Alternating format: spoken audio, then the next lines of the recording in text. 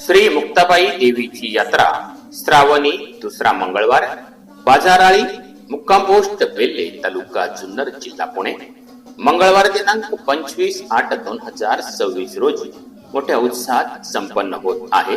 त्यानिमित्त कार्यक्रम सकाळी 6 वाजता देवीचा अभिषेक, सकाळी 8:30 ते 10 मांडव डहाळे, सकाळी 11 ते 4 शाहीर गीताताई शिंदे आणि पार्टी यांचा लोकगीतांचा कार्यक्रम, दुपारी 3 वाजता शेरणी, सायंकाळी 4 ते 6 वाणीभूषण हरिभक्तपरायण सौभाग्यवती सोनालीताई फडके कानगाव दौंड यांचे कीर्तन होईल।